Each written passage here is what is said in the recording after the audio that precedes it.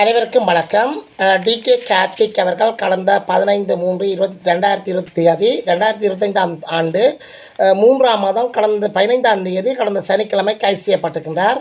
இந்த கைதுக்கான காரணங்கள் என்ன, அவர் ஏன் கைது செய்யப்பட்டிருக்கின்றார், அதற்கான பின்னணிகள் வேறு ஏதாவது இருக்கின்றதா என்பது தொடர்பான விரிவான ஒரு காணொலியாக இந்த காணொலி அமையும். எமது காணொலி சேவைக்கு நீங்கள் புதியவராக இருந்தால், சப்ஸ்கிரைப் பண்ணாமல் தொடர்ந்து பார்ப்பவராக இருந்தால், அல்லது ஆர்வம் உள்ளவராக இருந்தால் சப்ஸ்கிரைப் பண்ணுங்கள், ஷேர் பண்ணுங்கள், கமெண்ட்ஸ் பண்ணுங்கள், லைக் பண்ணுங்கள். அருகில் இருக்கின்ற பெல் ஐக்கானை கிளிக் பண்ணி நாங்கள் போடுகின்ற காணொலிகள் அனைத்தையும் உடனுக்குடன் பார்க்கக்கூடியவாறான நோட்டிஃபிகேஷனை ஏற்படுத்திக் கொள்ளுங்கள். தொடர்ந்து எமது காணொலியில் இணைந்து கொள்ளுங்கள். கடந்த 15/3/2025 அன்றைய தினம் பன்னி, டிகே கார்த்திக் மற்றும் அவருடைய மனைவி ஆகியோர் கைது செய்யப்பட்டிருக்கின்றார்கள்.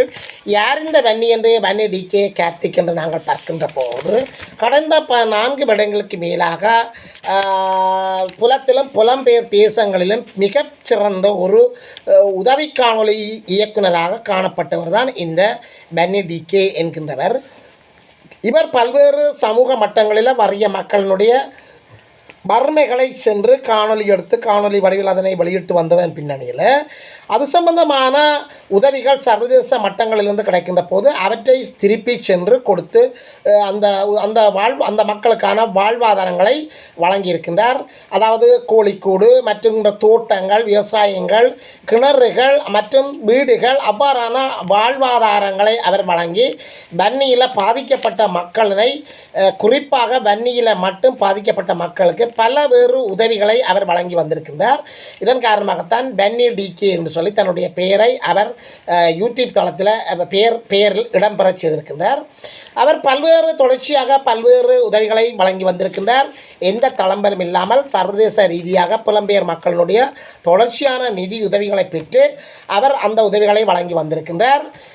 இதன் பின்னணியில் அவருக்கு லண்டனை சேர்ந்த குணம் நல்லதம்பி என்கின்றவர் நேரடியாக அவருடைய பிரதேசத்துக்கு வந்து அவருக்கு மகேந்திரா வாகனம் ஒன்றை அன்பளிப்பு செய்து அந்த வாகனத்தில் வறிய மக்களுக்கு சென்று உதவி செய்து வருமாறு கூறி அந்த வாகனத்தை அவருக்கு அன்பளிப்பு செய்திருக்கிறார். அந்த வாகனங்களும் பல லட்சங்கள் பெறுமதியான வாகனங்கள். இதுபோன்ற பன்னி டிகே என்பவர் சொந்தமாக கார் ஒன்று எடுத்து வைத்திருக்கின்றார். அந்த காருக்கு குறிப்பிட்ட அளவு தன்னுடைய பணத்தையும் புலம்பெயர் தேசத்தவர் தனக்கு நேரடியாக வழங்கிய பணத்தையும் வைத்து அந்த கார் எடுத்ததாக அவர் வெளிப்படையாக கூறியிருக்கின்றார். இயல்பாகவே பன்னி டிகே என்பவர் வசதி படைத்தவர். அவருடைய சகோதரங்கள் ஏற்கனவே புலம்பெயர் தேசங்களில் வசதி படைத்த நாடுகளில் இருக்கின்றார்கள். சகோதரிகளும் அவ்வாறு தான் இருக்கின்றார்கள். அந்த வகையில் அவர் இயல்பாகவே வசதி படைத்த ஒருவராகத்தான் காணப்படுகின்றார். ஏனைய உதவி காணொலி எடுப்பவர்கள் போன்று அடிமட்டத்திலிருந்து வறுமையிலிருந்து வந்து காணொலிகள் எடுத்து முன்னேறி வந்தவர்கள் அல்ல. இவர் இயல்பாகவே வசதி படைத்த ஒருவராகத்தான் காணப்படுகின்றார். எனவே இவர்களுடைய அந்த காணொலி சிறப்பாக வளர்ச்சியடைந்து வருகின்ற பின்னணியில் கடந்த சில தினங்களுக்கு முன்னர் இவருக்கு எதிராக சேறு பூசும் நடவடிக்கைகளை பல்வேறு தரப்பினர் ஏற்படுத்தி இருக்கின்றார்கள். இவருடைய அமோக வளர்ச்சி, இவருடைய வெளிநாட்டிலிருந்து கிடைக்கின்ற பல பணங்கள், அதுகள் சம்பந்தமாக இவர் மீது வெறுப்பு கொண்ட பல அரசியல்வாதிகள் போன்றோர்கள் பொய்யான ஒரு ஐடிகளை வைத்து, பொய்யான பெயர்களில் ஃபேக் ஐடிகளை வைத்து அதன் மூலம் இயக்குகின்ற சமூக ஊடகங்களினூடாக இவருக்கு எதிராக கருத்து பூசி இருக்கின்றார்கள். அவ்வாறு வெளியில் வந்தவர்கள் தான் சட்டத்தரணி ஒருவரும் நாடாளுமன்ற உறுப்பினர் ஒருவரும். அவர்கள் இருவரும் இயக்குகின்ற இந்த பொய்யான ஒரு ஊடகம்தான் பன்னி எதிர்ப்பு ஊழல் அணி என்கின்ற ஒரு அணியின் ஊடாக இவர் மீது பல்வேறு குற்றச்சாட்டுக்களை முன்வைத்திருக்கின்றார்கள். உண்மைகளை இவர் பணம் எடுத்திருக்கின்றாரா, பணத்தை சட்டத்துக்கு முரணாக பணம் சேகரித்திருக்கின்றாரா, அல்லது பண மோசடியில் ஈடுபட்டாரா என்றால் அதற்குரிய ஆதாரங்களை திரட்டி அவர் மீது பொதுநல வழக்கை இவரும் தொடரலாம். அவ்வாறு தொடர முடியாமல் இவ்வாறு மறைந்திருந்து அவர் மீது தாக்குதல் மேற்கொள்ளப்படுவது என்பது அவருடைய முன்னேற்றத்தை தடுப்பதற்கான ஒரு சதி வேலைகளாகத்தான் காணப்படும். குறித்த நாடாளுமன்ற உறுப்பினர் தற்போது மக்கள் மத்தியில் பிரபலியமாக இருக்கின்றார். அவர் கூட வெளிநாட்டு உதவிகளை நம்பியிருக்கின்றார். அவருக்கான வெளிநாட்டு உதவிகள் தற்போது கிடைத்து வருவதில்லை என்று சொல்லியும், வெளிநாட்டு உதவி வழங்குகின்ற ஏற்கனவே உதவி வழங்கினவர் பின்னர் உதவி வழங்காமைய காரணமாக மனவிரக்தி அடைந்திருக்கின்றார் என்று சொல்லியும், அவர்களுக்கு தொடர்ச்சியாக தன்னுடைய கணக்கிலக்கங்களை அனுப்பியும் அவருக்கு பண உதவிகள் வழங்குவதில்லை என்று சொல்லியும், இதற்கு காரணம் புலம்பெயர் மக்களுடைய பெருமளவு பணம் ஹெல்பிங் வீடியோக்களுக்கு செல்வதாகவும், இவர்களை தடுத்துவிட்டால் அந்த பணம் தனக்கு வரும் என்று சொல்லியும் அவர் நினைப்பதாகவும் நினைப்பதால் தான் இவ்வாறான செயற்பாடுகள் அவர் ஹெல்பிங் வீடியோ எடுப்பவர்களை நிறுத்துகின்றார் என்று சொல்லி சமூக மட்டத்தில் பல்வேறு தரப்பினரால் கருத்துக்கள் முன்வைக்கப்பட்டு வருவது குறிப்பிடத்தக்க ஒரு அம்சமாகும். இதன் செயற்பாடாகத்தான் பாராளுமன்றத்தில் யாழ் மாவட்டத்தைச் சேர்ந்த ஒரு ஹெல்பிங் வீடியோ எடுப்பவரையும், கிளிநொச்சி மாவட்டத்தைச் சேர்ந்த ஒரு ஹெல்பிங் வீடியோ எடுப்பவர்களையும் இவர் பாராளுமன்றத்தில் அவர்கள் மீது நடவடிக்கை எடுக்குமாறு கருத்தை முன்வைத்திருக்கின்றார். இதைவிட சமூக மட்டத்தில் முன்னணி வகிக்கின்ற சில யூடியூபர்கள் பல லட்சம் ரூபாய் மாதாந்தம் பெறுகின்றதன் காரணமாக, உதாரணமாக யாழ் மாவட்டத்தைச் சேர்ந்த ஒரு பொன் யூடியூப்பர், அதே மாதிரி கிளிநொச்சி மாவட்டத்தைச் சேர்ந்த ஒரு பொன் யூடியூப்பர் பல லட்சங்களை தாண்டிய சப்ஸ்கிரைபர்ஸை பெற்று மாதாந்தம் பல லட்சங்கள் ரூபா பெறுமதியான பணத்தை பெறுவதன் காரணமாக அதன் மீது பிராண்மை கொண்டு அவர்களையும் அடித்து அவர்களையும் இருத்துவதற்கான ஒரு செயற்பாடின் காரணமாக அவர்களுடைய பெயரையும் பாராளுமன்றத்தில் அவதூறாக பரப்பியிருக்கின்றார். அது சம்பந்தமான ஆதாரங்கள் இருக்கு என்று சொல்லியிருக்கின்றார். இதுவரை அந்த ஆதாரங்கள் பல கிழமைகள் தாண்டியும் வெளியிடப்படவில்லை. எனவே ஆதாரங்கள் அவரிடம் இல்லை என்பதுதான் தற்போது வெளிப்படை. எனவே இவ்வாறான செயற்பாடுகளை அவர் தொடர்ச்சியாக செய்து வருவதன் காரணமாக பன்னி டிகே என்பவர் கைது செய்யப்பட்டிருக்கின்றார். இதற்கு முன்னர் அவர் கூறிய யாழ் மாவட்டத்தைச் சேர்ந்த ஹெல்பிங் வீடியோ இயக்குனர் ஒருவரும் தற்போது கைது செய்யப்பட்டு அவர் கூட எதிர்வரும் 19ஆம் தேதி வரை விளக்கமறியலில் வைக்கப்பட்டிருக்கின்றார்.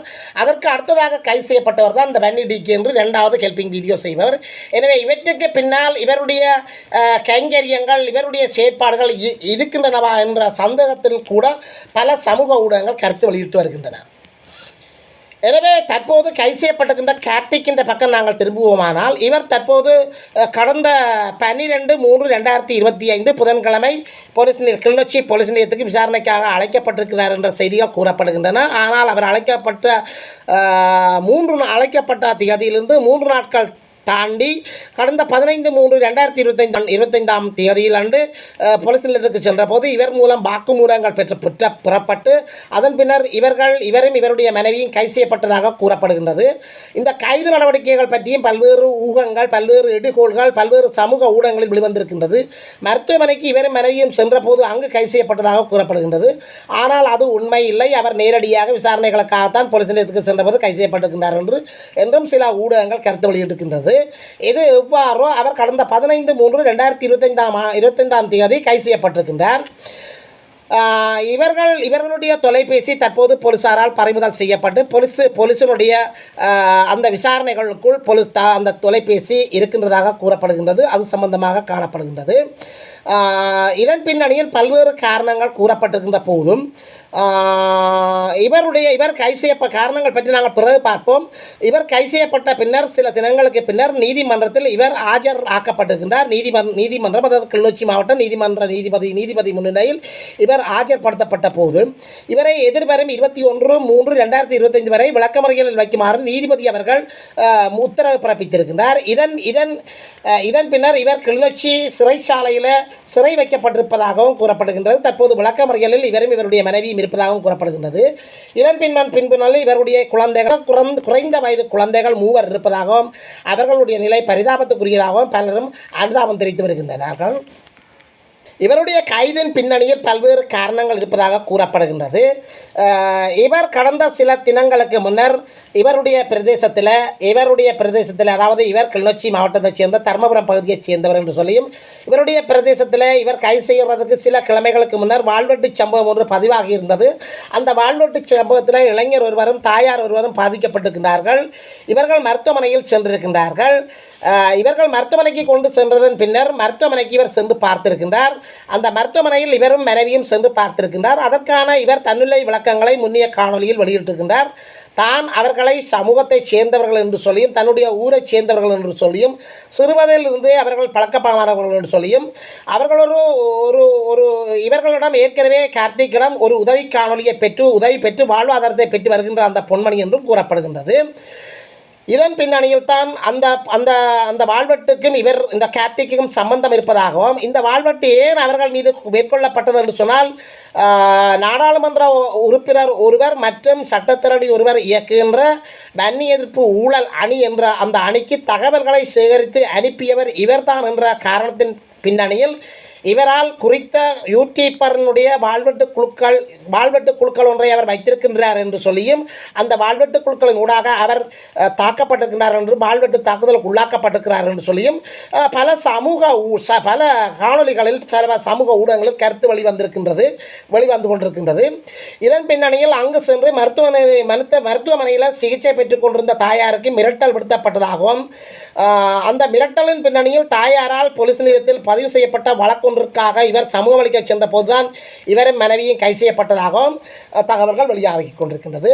ஆனால் இது இல்லை, வேறு காரணங்களுக்கு தான் இவர் கைது செய்யப்பட்டிருக்கிறார் என்று தற்போது பன்னி டிகே என்கின்றவருடைய சகோதரன் என்பவர் ஒரு காணொலி வெளியிட்டிருக்கின்றார். தற்போது பன்னி டிகேயினுடைய சகோதரன் மற்றும் உறவினர்களால் பல காணொலிகள் தொடர்ச்சியாக வெளிவிடப்பட்டு கொண்டிருப்பது மக்கள் அனைவரும் அறிந்தபடியால் பன்னி டிகேயின் சகோதரன் ஒருவர் காணொலி ஒன்றில் வெளியிடுகின்ற போது தன்னுடைய சகோதரனுடைய கைதுக்கு இது காரணமல்ல, அதாவது அந்த பாதிக்கப்பட்ட தாயார மற்றும் அந்த வாழ்வெட்டுக்கு இலக்காகின அந்த குடும்பத்தினரோ காரணமல்ல என்று சொல்லியும் இதற்கு முற்றுமுழுதாக நாடாளுமன்ற ஒரு உறுப்பினரும் அவருடன் திரிகின்ற ஒரு சட்டத்திரணி பொண்ணும் தான் காரணம், அவர்களால் இயக்கப்படுகின்ற ஒரு ஃபேக் ஐடி என்கின்ற பன்னி எதிர்ப்பு ஊழல் அணி என்கின்ற ஒரு அணியும் தான் காரணம் என்று சொல்லி அவர் குற்றம் சாட்டியிருக்கின்றார். அந்த ஊழல் அணிக்கும் அவர்களுக்கும் எதிராக தாங்கள் உடனடியாக கடுமையான நடவடிக்கைகள் அல்லது எதிர்விளைவுகளை தாங்கள் செய்ய முடியும் என்று சொல்லியும் அவ்வாறு தங்களால் செய்ய முடியாது என்று சொல்லியும் அவ்வாறு தாங்கள் செய்தால் அவர்களுக்கும் தங்களுக்கும் வித்தியாசம் தெரியாது என்று சொல்லியும் அவர் அந்த இடத்துல கருத்துக்களை முன்வைக்கின்றார். எனவே சில தினங்களுக்கு முன்னர் பாராளுமன்றத்தில் நாடாளுமன்ற உறுப்பினர் ஒருவர் பன்னி டிகே மற்றும் யாழ்ப்பாணத்தில் உள்ள உதவி காணொலி எடுக்கின்ற ஒரு யூடியூபர் மற்றும் யாழ்ப்பாணத்தில் அதிகூடிய சப்ஸ்கிரைபர்ஸை பெற்று மாதாந்த வருமானமாக பெருமளவு வருமானத்தை பெறுகின்ற ஒரு பெண், அதே மாதிரி கிளிநொச்சி மாவட்டத்தைச் சேர்ந்த அதிகளவு சப்ஸ்கிரைபர்ஸை பெற்றுக் கொண்டிருக்கின்ற ஒரு யூடியூப் இயக்கின்ற ஒரு பொன் மீதும் கடுமையான வார்த்தை பிரயோகங்களை வெளிப்படுத்தி அவர்கள் மீது நடவடிக்கை எடுக்குமாறு அந்த குறித்த நாடாளுமன்ற உறுப்பினர் பாராளுமன்றத்தில் தன்னுடைய இனத்தையே போட்டு கொடுத்திருக்கின்றார். இதன் பின்னணியில் தான் இந்த கைது நடவடிக்கைகள் நடைபெறுகின்றது என்று சொல்லி சகோதரர்கள் வெளியிட்டிருக்கின்றார். உங்களுக்கு தெரியும் யாழ் மாவட்டத்தைச் சேர்ந்த ஒரு ஹெல்பிங் வீடியோ எடுப்பவர் அண்மையில் கைது செய்யப்பட்டு எதிர்வரும் 19ஆம் தேதி வரை விளக்கமறியலில் வைக்கப்பட்டிருக்கின்றார். இதற்கு அடுத்ததாகத்தான் பன்னி டிகே என்பவர் கைது செய்யப்பட்டிருக்கின்றார். இருவரும் உதவி காணொலி எடுக்கின்றவர்களாகத்தான் காணப்படுகின்றார்கள். எனவே பன்னி டிகே கைது செய்யப்பட்டதன் பின்னணியில் இந்த நாடாளுமன்ற உறுப்பினர் மற்றும் சட்டத்தரணி அவர்களால் இயக்கப்படுகின்ற ஃபேக் ஐடியை வைத்து இயக்கப்படுகின்ற பன்னி எதிர்ப்பு ஊழல் அணி என்கின்ற இவைதான் காரணம் என்றதை அவர்கள் 100% வெட்ட வெளிச்சமாக காட்டியிருக்கின்றார்கள். எனவே இது எவ்வாறோ பன்னி டிகே அவருடைய மனைவி ஆகியோர் கைது செய்யப்பட்டிருக்கின்றார்கள். அவர்களுடைய கைத்தொலைபேசி பறிமுதல் செய்யப்பட்டிருக்கின்றது. பன்னி டிகே என்பவர் ஹெல்பிங் வீடியோ செய்பவர். அவருக்கு மாதம் பல லட்சங்களில் வெளிநாட்டிலிருந்து தொடர்ச்சியாக பணங்கள் வந்து சேர்ந்து கொண்டிருக்கின்றன. அவர் பண மோசடியில் ஈடுபட்டதாகவும் சில தரப்பினர் கூறுகின்றார்கள். இது சம்பந்தமாக உறுதிப்படுத்தப்பட்ட எந்த தகவல்களும் இதுவரை வெளிவரவில்லை. இதுவும் ஒரு காரணமாக இருக்கலாமோ என்று சொல்லியும் சந்தேகப்படுகின்றார்கள். எது எவ்வாறோ நீதிமன்றத்தில் ஆஜர்படுத்தப்பட்ட பன்னி டிகே மற்றும் அவருடைய மனைவி ஆகியோர் எதிர்வரும் 21ஆம் தேதி வரை விளக்கமறியலில் வைக்கப்பட்டிருக்கின்றார்கள். அவர்களுடைய குழந்தைகள் மிகுந்த மன உளைச்சலுக்குள்ளும் அந்த குழந்தைகளுடைய மனநிலை மிகுந்த பாதிப்புக்குள்ளாக இருக்கின்றது. சமூக பொறுப்புள்ளவர்கள் அந்த குழந்தைகளை பாதுகாப்பதற்கான நடவடிக்கைகளை எடுக்க வேண்டும். இதைவிட சட்டம் தன்னுடைய கடமையை செய்யும். எனவே இந்த குழந்தைகள் விடயத்தில் தான் தற்போது அனைத்து மக்களும் கவலைகள் கொண்டிருக்கின்றார்கள். எனவே இவர் விரைவில் விடுதலை செய்யப்பட வேண்டும், இவர்களுடைய பிரச்சனைகள் தீர்க்கப்பட வேண்டும் என்பது அனைத்து மக்களுடைய எதிர்பார்ப்பாக காணப்படும். இந்த குழந்தைகளுடைய நலனை கருத்தில் கொண்டு இவர்களுக்கான பிரச்சனைகள் விரைவில் தீர்த்து வைக்கப்பட வேண்டும் என்பது அனைவரதும் பிரார்த்தனைகளாக காணப்படுகின்றது. இந்த பிரார்த்தனைகளை எல்லாம் வல்ல இறைவன் நிறைவேற்றுவார் என்று நாம் போவோமாக.